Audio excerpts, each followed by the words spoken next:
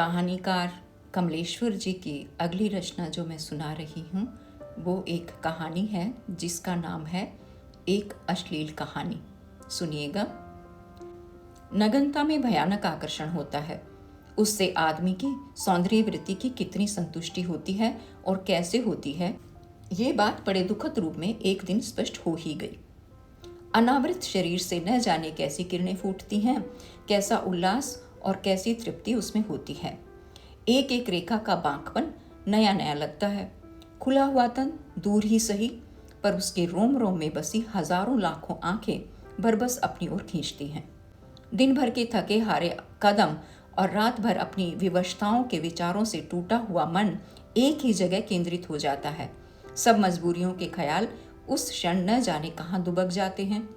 वैसा सम्मोहन, वैसी मुग्धता और प्यास कभी महसूस ही नहीं की। रूप की अनुभूति इस तरह घेर लेती है कि न आंखें मूंदते बनता है न खोलते ही। मैंने उसे ऐसे ही विमुग्ध स्थिति में अनवरत खड़े देखा है। जब वह उस प्यास से जलता होता तब न उसके चेहरे पर तमतमाहट होती न पशुता, बस वह देखता खड़ा रहता। कुछ देर बाद वह अपनी आंखों को बड़े जोर से मलता और वैसे ही उन पर हथेलियां रखे अपने बिस्तर पर आकर बैठ या लेट जाता। अपनी बर्बादी और मुसीबतों की बातें वह सिर्फ शाम को ही करता है। सुबह आंख खुलने के बाद उसके मन की बेचैनी और झटपटाहट सिर्फ महसूस की जा सकती है।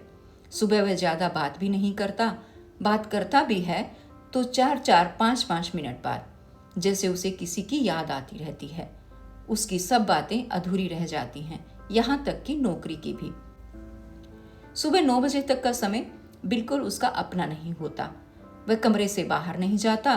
कोई मिलने आ जाए तो मुझसे मना करवा देता है। एक आध बार मैंने कहा भी, क्यों चंद्रनाथ, मान लो वह तुम्हारी नौकरी के लिए कोई संदेशा लेकर आया हो, तब मैं 10 बजे उससे जाकर खुद मिल लूंगा। चंद्रनाथ सहज ही कह देता, इतनी सी देर में क्या बना बिगड़ा जाता है। लेकिन तुम्हें मैं कुछ भी आगे बोलने को होता तो वह संकोच में पड़ जाता और बड़ी बोधी दलील पेश करता। कुछ थोड़ा सा वक्त मेरा अपना भी होना चाहिए। दिन दिन भर खाक छानता हूँ, रात रात भर दौड़ता रह जाता हूँ, तो कुछ देर अकेले बैठने को मन करता है। तुम तो जानते हो कि मैं इस वक्त कहते कहते उसे अपनी बात झूठी लगने लगती। पर जिस बात के लिए आदमी मन से बेबस होता है उसके लिए वह बेशर्मी भी लाद लेता है। ऐसा नहीं कि उसे इस बात का एहसास ना हो कि मैं उसकी हरकतें नहीं जानता। पहले वह तरह तरह के बहाने बनाकर खिड़की के पास खड़ा होता था, अब खुलेआम खड़ा होने लगा है और इस तरह खड़ा होता है कि ये बात उसकी अपनी और नितांत व्यक्तिक है। इसमें हस्तक्षेप करने का साहस किसी को नहीं होना चाहिए। औरतों और अफसरों के संबंध में चंद्रनाथ के एक से विचार थे, पर जब वह कुंती को देखता, हाँ, सामने वाले मकान में रहने वाली उस सुंदर सी औरत का नाम कुंती ही है, लेकिन आपको उसके नाम से क्या मतलब। आप सिर्फ इतना जान लीजिए कि कुंती की उम्र लगभग 30 वर्ष है। रंग गोरा ही नहीं, उसके गोरेपन में रेशम सी आभा है। आंखों की पुतलियां बेहद काली हैं और बालों के सिरे भूरे। उसके घर का जितना हिस्सा इस 2 मंजिले पर बने कमरे से दिखाई पड़ता है, उसकी सजावट में बड़ी सुरुचि है। घर देखकर उसके जीवन के सुख से सहज ही किसी को ईर्ष्या हो सकती है। नीले पर्दों के पीछे सजे वे कमरे बड़े रहस्यमय लगते हैं। रात को जब उनमें रोशनी होती है और कुंती अपनी साड़ी का पल्ला कमर से लपेटे कभी उन पर्दों के पीछे से गुजरती है तो उसकी समतल चाल से फर्श पर कालीन बिछे होने का बोध होता है। वह कभी संतप्त या व्याकुल नहीं दिखाई दी। उसने कभी नजर उठाकर इधर उधर वहशी निगाहों से किसी को देखा हो, ऐसा भी नहीं हुआ। उसके मन में कभी बादल घुमड़े हों और बरसने से पहले की उदासी ही छाई हो, ये भी नहीं दिखाई दिया। इस खिड़की से उसके घर का नक्शा ऐसा दिखाई देता है जैसे किसी सुरंग में बसे मकान के कटे हुए हिस्से दिखाई दे रहे हों। यहाँ से इन ऊपर वाले कमरों के अलावा नीचे गुसलखाना, आंगन का थोड़ा सा भाग, 3/4 बरामदा और बरामदे के भीतर वाले कमरे का वह हिस्सा दिखाई पड़ता है जिसमें श्रृंगार मेज रखी है। सुबह वह यहीं दिखाई पड़ती है, लगभग 1-1.5 घंटे के लिए। उसके बाद वह भीतर वाले उन रहस्यमय कमरों में खो जाती है। घर में 2 पुरुष दिखाई पड़ते हैं, जिनमें से एक उसका पति है और एक सौतेला लड़का, जिसकी उम्र लगभग 20 वर्ष की होगी। कुंती के पति छोटे मोटे रईस हैं। उन्हें कपड़े पहनने और ढंग से रहने का शौक है। इस घर में कभी दंगा, लड़ाई या मनमुटाव की छाया तक नहीं दिखाई दी। छोटे से गिरजे की तरह ईश्वरीय शांति यहाँ फैली थी और ये तीनों ही प्राणी मिशनरियों की तरह अपने अपने कर्तव्य में लगे नजर आते थे। इन कमरों से कभी ऊंची आवाज, उन्मत्त कहे या विलासपूर्ण जीवन की गुनगुनाहट भी नहीं सुनाई दी। पर ये शांति तूफान से पहले की थी। ये पता नहीं था कोई भी घटना इतने अप्रत्याशित रूप से सामने आएगी, इसका एहसास नहीं था।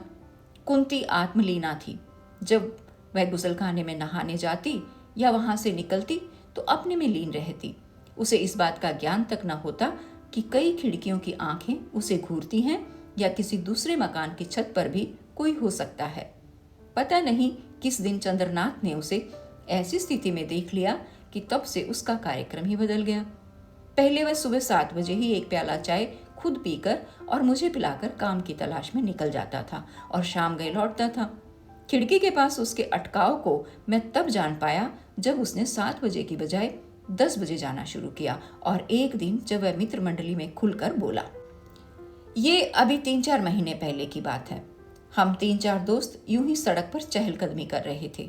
शाम का समय था। सिविल लाइंस की सड़कों पर निर्द्वंद आदमी औरतों का सैलाब उमड़ आया था।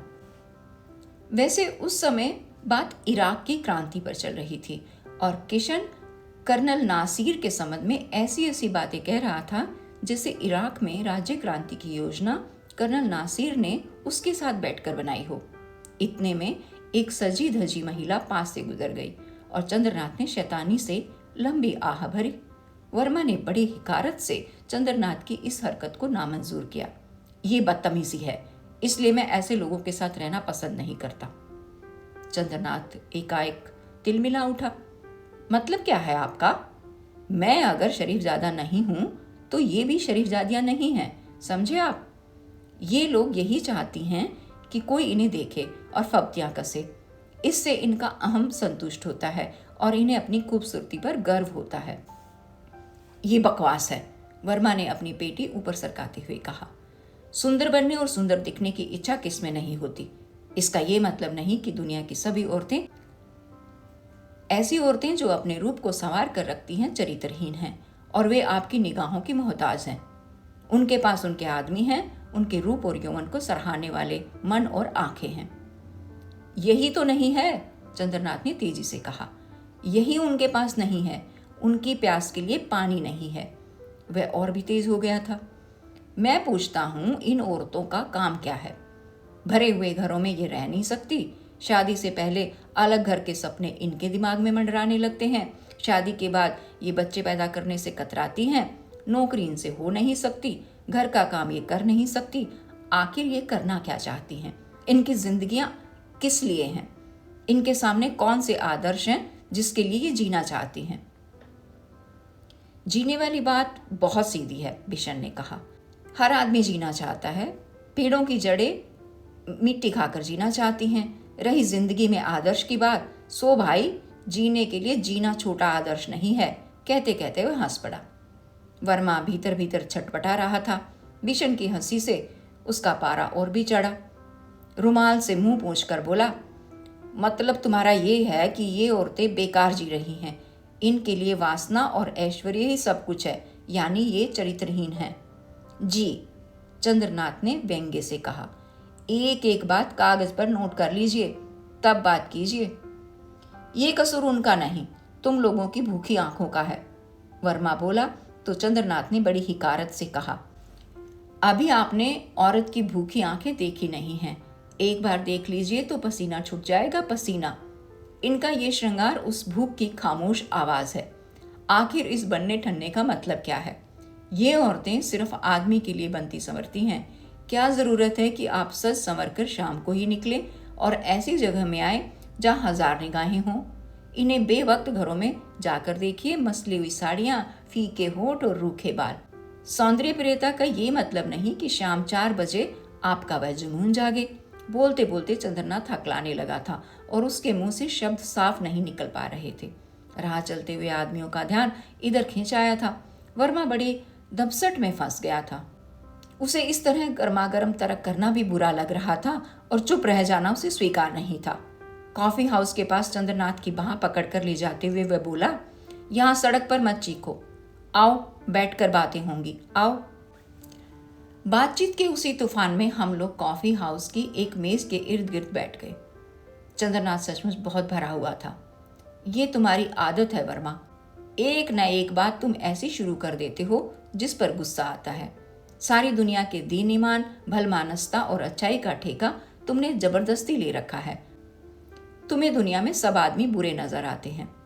तभी कॉफी आ गई और बात बदल गई, पर चंद्रनाथ उसे फिर खींच लाया। हाँ वर्मा साहब, अब कहिए, क्या कहना चाहते हैं? कुछ नहीं यार, पर तुम्हारा ये रुख देखकर बुरा लगता है। और क्या है? वर्मा ने टालने के लहजे में कहा। मुझे ऐसी औरतों से चिढ़ है, ये खोखली हैं। इन्हें दुनिया में सिर्फ आदमी की बाहें चाहिए। मरी हुई आत्माओं की ये लाशें बदबू करती हैं। इन्होंने नौजवानों को रास्ते से उतारकर गंदी खाइयों में फेंक दिया है।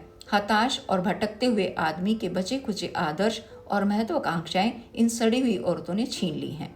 इन्हें गुमराह किया है। चंद्रनाथ का हाथ मेज पर कांप रहा था। चोट खा गया है भाई, लड़का चोट खा गया है कहीं। बिशन ने वातावरण हल्का करना चाहा, पर चंद्रनाथ पर जैसे भूत सवार था। इस फप्ती को नकारते हुए वह वर्मा की ओर ताकते हुए बोला, और आप मुझे नैतिकता का पाठ पढ़ा रहे हैं?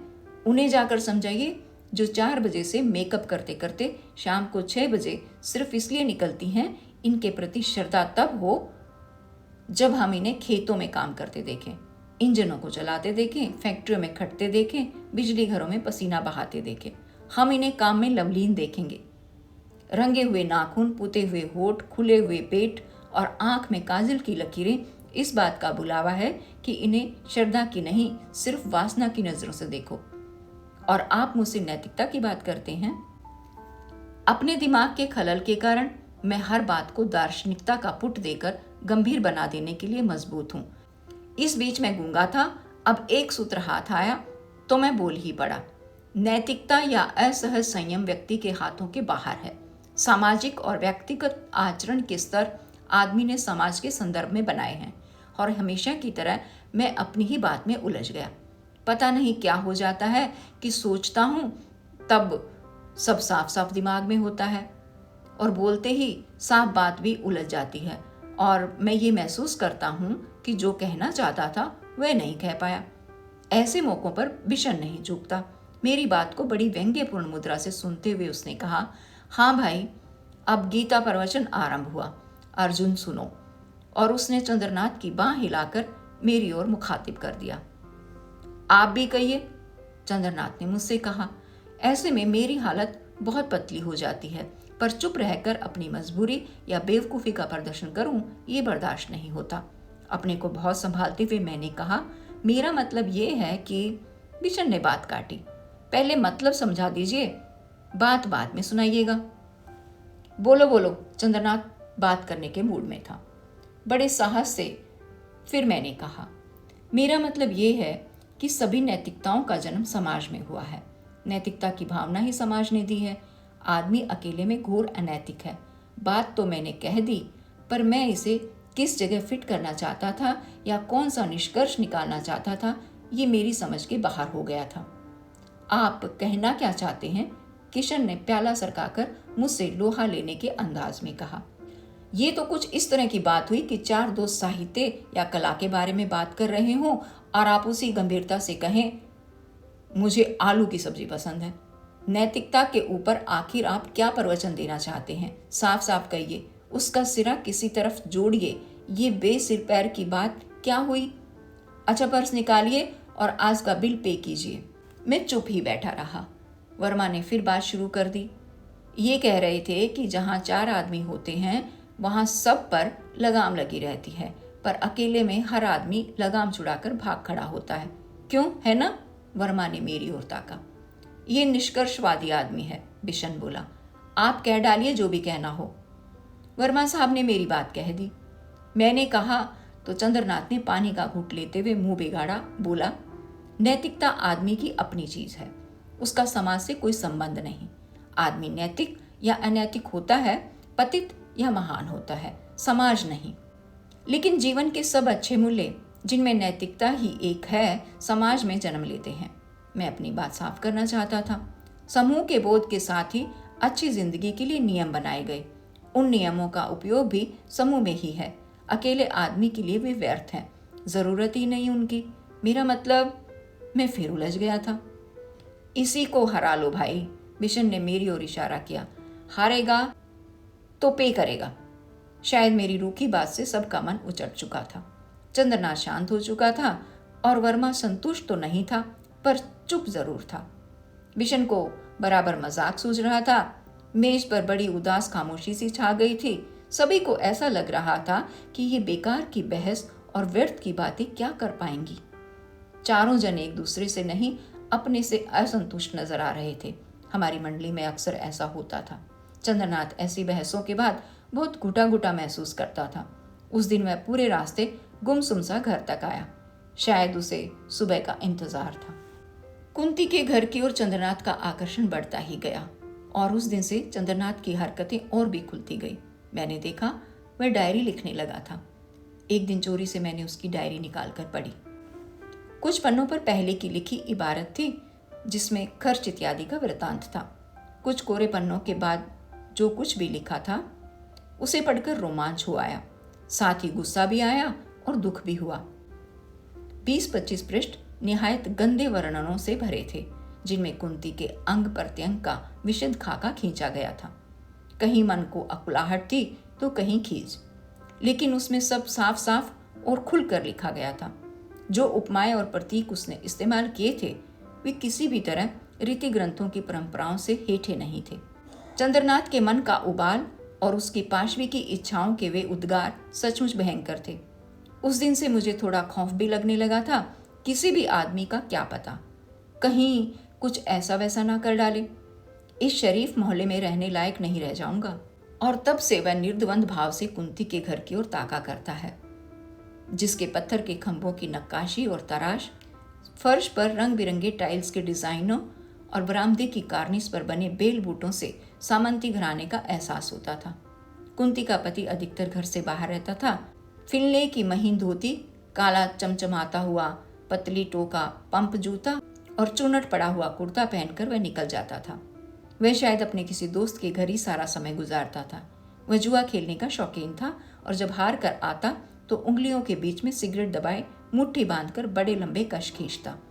उसकी धोती की कांच ढीली होकर झूलती होती। उसका सौतेला लड़का इन सब बातों की ओर से उदासीन था और कुंती निश्चिंत सी अपना दिन शुरू करती। वह आत्मलीना कुंती चंद्रनाथ का एक कार्यक्रम बन गई थी। रोज सुबह 8 बजे के करीब वह गुसलखाने में जाती और 10-12 मिनट बाद नहा कर निकल जाती। उन्हीं भीगे कपड़ों में वह बरामदे में पड़े तख्त पर खड़ी होती और बड़े ही भूले भूले ढंग से बिल्कुल बेफिक्र होकर एक एक कपड़ा उतारती जाती। चंद्रनाथ सांस रोके वहीं खिड़की पर खड़ा होता। कपड़े उतारकर वह अपने अंग प्रत्यंग को बड़े चाव और गौर से देखती। बड़े इत्मीनान से वह तौलिए से पानी सुखाती और उसी अवस्था में भीतर श्रृंगार मेज पर चली जाती। चंद्रनाथ की एक आध बहुत गहरी सांसें सुनाई पड़ती और उसका अंग अंग थिरकता होता।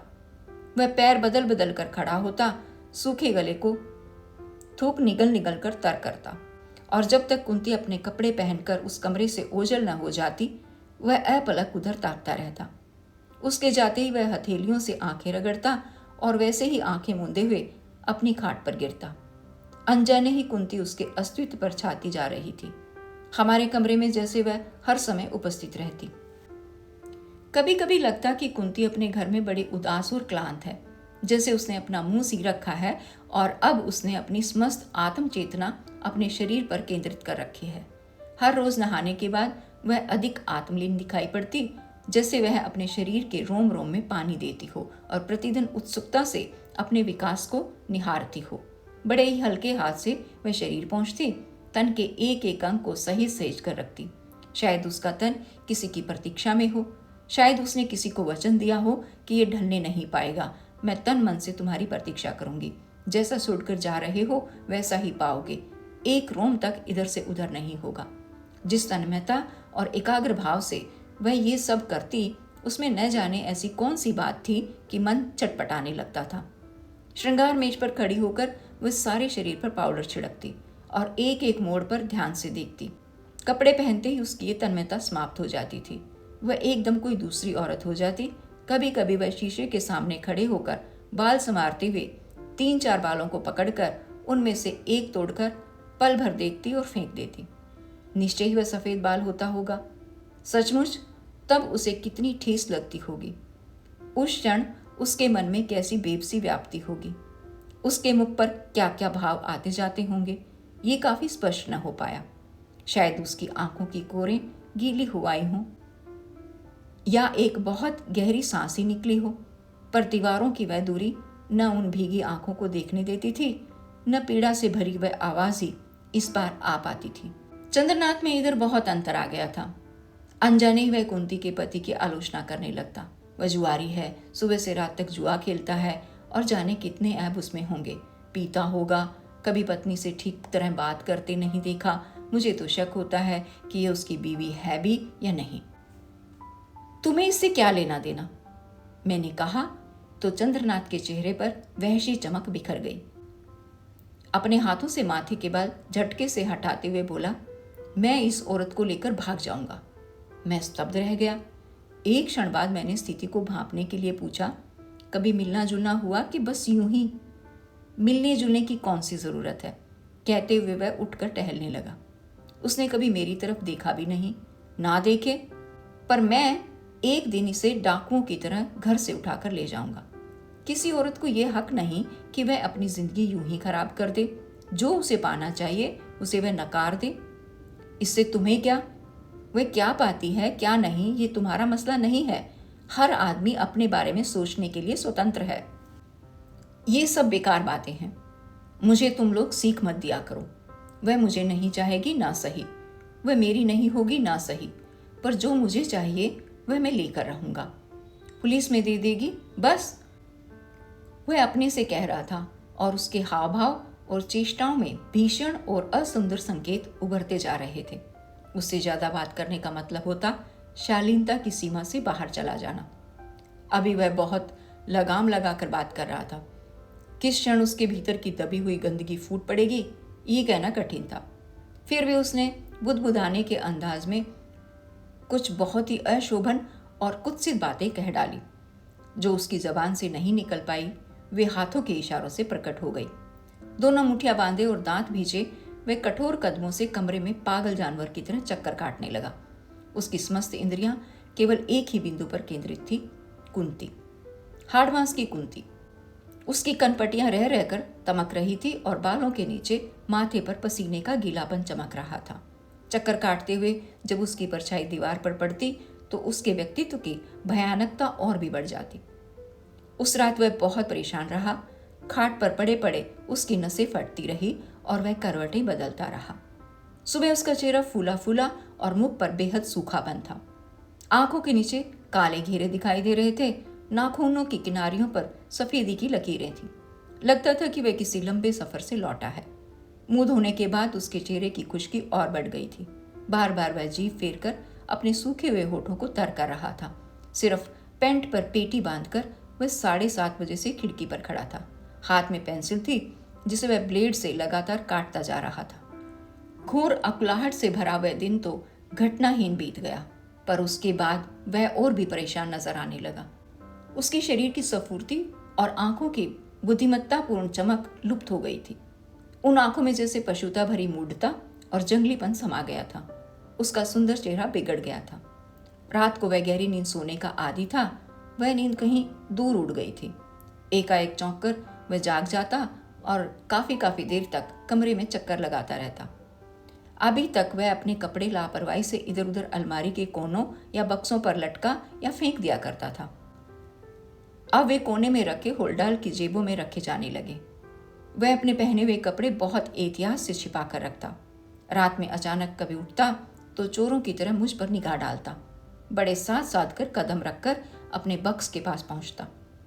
आहिस्ता से उसे खोलता और पैजामा बदलकर फिर लेट जाता। पंजों के बल चलकर वह पहना हुआ पजामा कहीं इधर उधर संभाल कर रख दिया करता था। अपने कपड़े भी उसने मेरे धोबी को देना बंद कर दिए थे। एक अखबार में सारे कपड़े लपेटकर वह हर हफ्ते नई वॉशिंग कंपनियों में दे आता। उसकी बातों की वह तेजी और चाल की अल्हड़ स्वाधीनता खो गई थी। सुबह खाट पर पड़े पड़े वह अंगड़ाई लेता, शल्त और थके कदमों से उठकर इधर उधर के काम करता। इतवार के दिन अकस्मात कुंती के घर में कुछ हलचल दिखाई दी। चंद्रनाथ सुबह 7:30 से 9:30 बजे तक खिड़की की दरार से आंखें फाड़े देखता रहा, पर वह नहाने नहीं आई। धीरे धीरे जब वह एकदम हताश हो गया तो मेरे पास आकर बोला, सामने वाले घर में कोई बात हो गई। क्या बात हो सकती है? क्यों, वह नहीं आई आज? मैंने पूछा तो उत्तर में चंद्रनाथ ने सिर हिलाकर न कर दिया। आज उसका आदमी घर पर है शायद। मैंने बात को रेदनी चाही। अपनी खिड़की के पल्ले खोलते हुए चंद्रनाथ बोला, शायद है, देखो आज ऊपर वाले कमरे भी बंद पड़े हैं, खिड़कियां तक नहीं खुली। कोई बात जरूर है, वरना ऐसा कभी नहीं हुआ। हो सकता है वह बीमार हो। फिर कुछ सोचते हुए उसने कहा, तुमने कुछ ऊंची ऊंची आवाजें नहीं सुनी? मैंने ध्यान नहीं दिया। उधर वाली गली में एक टैक्सी आकर रुकी थी, शायद किसी के जाने के लिए बुलाई गई थी। आधा घंटा रुककर टैक्सी खाली ही वापस चली गई। उसका आदमी घर से निकला था। टैक्सी वाले को खड़े होने के कुछ पैसे देकर वह तेजी से घर में लौट गया था। चंद्रनाथ चिंतापूर्ण ढंग से सब बातें बता रहा था। एक बार ऊपर वाले कमरे की खिड़की खोलने की कोशिश की गई, पर उसके पति ने झटके से उसे बंद कर चटकनी चढ़ा दी। आखिर खिड़की क्यों नहीं खोलने दी गई होगी? अब मैं क्या बताऊं, कुछ खींचते हुए मैंने कहा। चंद्रनाथ ने मेरी खींच पर ध्यान न देते हुए बात जारी रखी। कुछ तेज तेज बातें भी हुई हैं। कुंती की आवाज़ मैंने सुनी, पर वह क्या कह रही थी नहीं समझ आया। कोई बात है ज़रूर, कहकर वह चिंता आतुर सा कमरे में चक्कर काटता रहा। हमारी ये बात हो ही रही थी कि कुंती के घर से अजीब अजीब आवाज़ें आने लगी। कुछ भी साफ नहीं सुनाई दे रहा था। बंद कमरे में उसकी और उसके पति की आवाज़ें गूंज रही थी। गिरजे सा शांत वह घर अचानक कोलाहट में भर गया था। शायद कुंती ने खिड़कियां खोलने की कोशिश की थी, तभी उसके पति की आवाज़ें सुनाई पड़ी। मोहल्ले वालों को सुनाना चाहती है, समझती है मेरी इज्जत खराब कर देगी। हट हट हट यहाँ से। और खिड़की के बंद होते ही वह आवाज़ें फिर घुट गई थी, जैसे किसी ने तेज बजते रेडियो का स्विच ऑफ कर दिया हो। फिर कुंती की एक भयंकर चीख सुनाई दी। अब उसकी काफी ऊंची आवाज बाहर तक आ रही थी। मैं नहीं रहूंगी, अभी तेरी पोल खोलूंगी, तेरी एक एक बात दुनिया को सुनाऊंगी, तेरी। उसकी आवाज भर्रा कर रुक गई थी। तुझे रोकता कौन है? तू जा, चली जा, जहां जाना हो, पर शरीफ की बीवी है, शराफत से जा। अब शराफत का कौन सा सवाल रह गया? मैं नहीं समझती थी कि तू इतना जलील है, तू औरत पर हाथ उठा सकता है। वह चीख रही थी। चंद्रनाथ के नथुने फूल आए थे। वह अपनी जगह खड़ा खड़ा कसमसा रहा था। उसके चेहरे पर खून छलछला आया था। उस शरीर के साथ ऐसी बेरहमी, उस संगमरमर के शरीर से भी कोई इस जंगलीपन से पेश आ सकता है? उफ, न जाने कहां कहां पर मारा होगा उसने। जिन तन से किरणें फूटती हैं और जो बदन अपनी ओर चुंबक की तरह खींचता है, जिसके पोर पोर को धीरे धीरे छूने के लिए मन ललकता है, जिन्हें बाहों में घेर कर बेसुध हो जाने को मन करता है, वह केले सा शरीर, उस पर इतना अत्याचार, ऐसी अमानुषिकता। अपनी आस्तीन चढ़ाता हुआ वह बोला, आओ चलकर देखें जरा उस बदमाश को। हम जाकर क्या कर लेंगे? दरवाजे बंद हैं, मैंने जवाब दिया। दरवाजा तोड़कर नहीं घुसा जा सकता। आओ, वह बोला। नादानी नहीं करते, समझे? यह उनकी आपसी लड़ाई है। थोड़ी देर बाद सब ठीक हो जाएगा। वह उसी आदमी की गोद में सिर छिपा लेगी और वही आदमी उसे फिर प्यार करेगा, समझे? मैंने कहा तो चंद्रनाथ को बहुत बुरा मालूम हुआ। वह मेरे कथन की चित्रात्मक स्थिति को स्वीकार नहीं कर पा रहा था।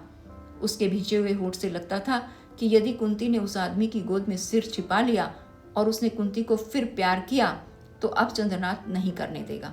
वह कुंती को उसकी गोद से निकालकर फेंक देगा। वह उन्हें साथ नहीं रहने देगा। वह उस पर अब किसी का अधिकार सहन नहीं कर पाएगा। उस शरीर पर किसी का कैसा भी स्पर्श बर्दाश्त नहीं कर सकेगा। एक क्षण कुछ सोचने के बाद वह धीरे से मुस्कुराता हुआ बोला, होने दो लड़ाई, खूब होने दो, यहाँ तक हो कि वह उसे घर से निकाल दे। फिर वह जहाँ भी जाएगी मैं साथ जाऊंगा और उसे लेकर कहीं बहुत दूर चला जाऊंगा। किसी पागलपन की सनक में वह अपना सूटकेस संभालने लगा। मुझे तैयार रहना चाहिए। क्या बच्चों की तरह हरकत करते हो? जानते नहीं हो ये ऊंचे घराने के बिगड़े हुए आदमी का घर है। मैं उसे समझाना चाहता था, अगर ये लड़कर अलग भी होंगे तो बड़े कायदे से। पति घर में बैठा बैठा देखता रहेगा और कुंती अपना सामान तैयार करेगी, अपनी मांग में चलते समय सिंदूर भरेगी, श्रृंगार करेगी। उसका पति उसे रुपए देगा। हो सकता है वह गुस्से में रुपए ना ले, फिर टैक्सी आएगी और एक नौकर साथ जाकर उसे घर तक छोड़ आएगा और इसके बाद वे बगैर एक दूसरे के लिए रोए हुए एकदम अलग अलग हो जाएंगे। न वह आएगी न ये बुलाएगा। उसकी ओर देखकर मैंने बात पूरी की।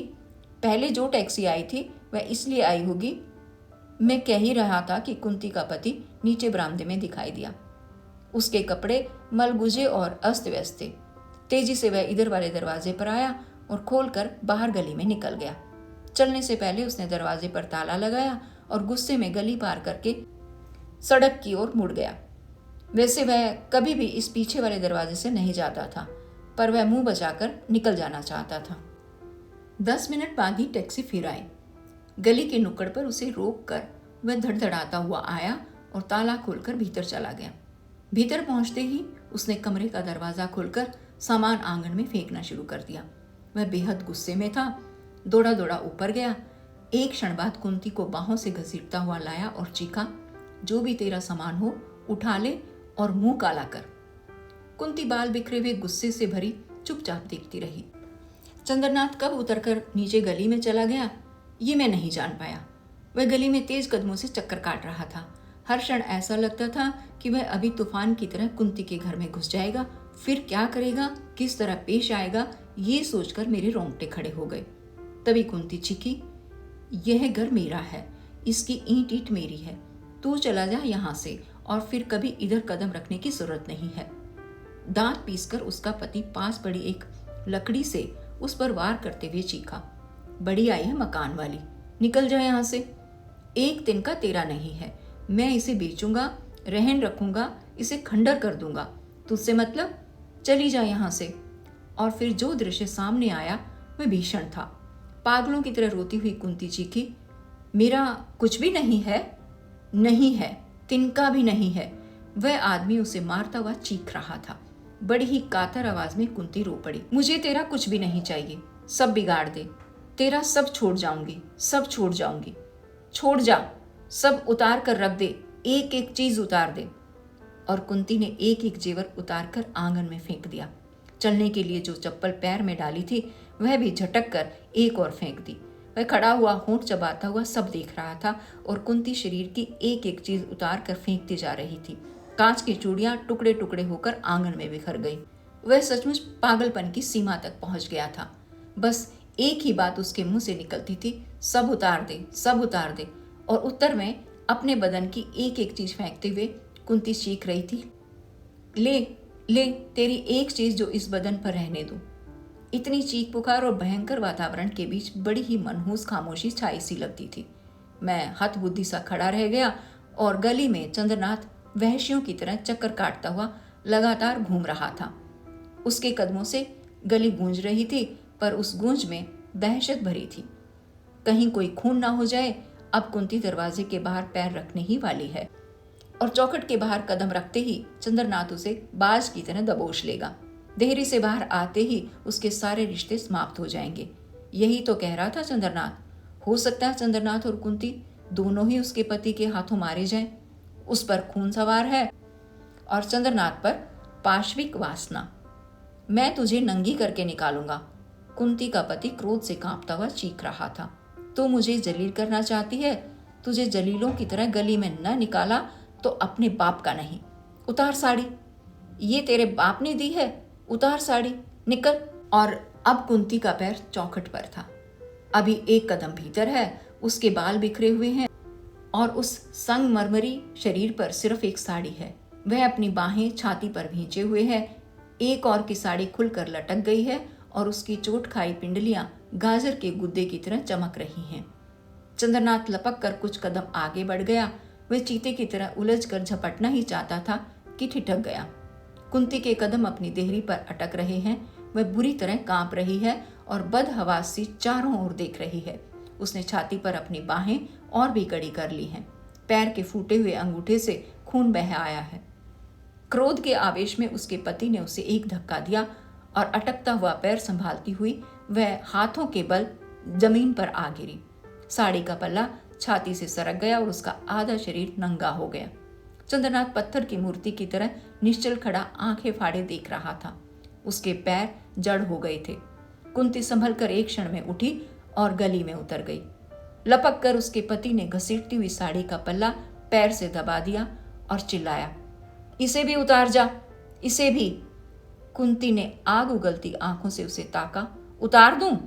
उतार दे, चली जा। दोनों पसीने से लथपथ आग में जलते हुए कांप रहे थे। चंद्रनाथ को काठ मार गया था और एक क्षण बाद ही कुंती ने कमर से साड़ी खोलकर वहीं छोड़ दी और एक भयानक चीख मारकर वहीं घुटनों में अपना मुंह और छाती दबाकर निस्तब्ध हो गई। उसके बाल आगे पीछे बिखर गए थे। संगमरमर सा वह शरीर एकदम अनावृत था। सिर्फ कुंती की भयंकर पुकारें और दिल को चीरता हुआ रोने का सुनाई पड़ रहा था। चंद्रनाथ बाज की तरह झपटा, ये क्या किया? और उसने अपनी कमीज उतारकर उसके सिर और मुड़ी हुई टांगों पर रख दी।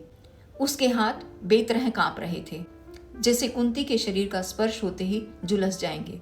वह कमीज भी ठीक से उसके तन पर नहीं रख पा रहा था। न जाने कैसी आग की लपटें तन से फूट रही थी कि चंद्रनाथ चौंक चौंक कर अलग हो जाता। उस बदहवासी में मैंने पास पड़ी खाट की दरी खिड़की से नीचे फेंक दी। चंद्रनाथ थरथराता हुआ हकला हकला कर बोल रहा था, इससे ढक दो, इससे ढक लो।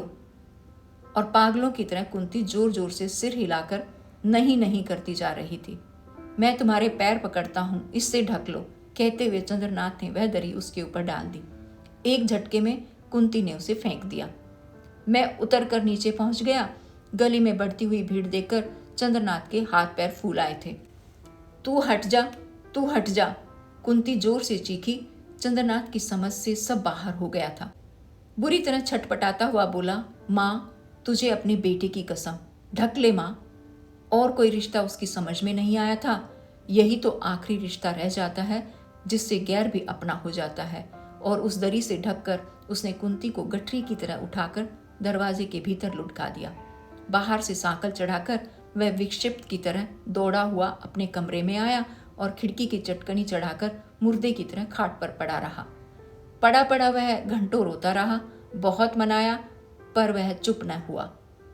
उस दिन से बात बात पर उसकी आंखें भर आती हैं। उसकी आंखों में हर समय बादल मंडराते रहते हैं।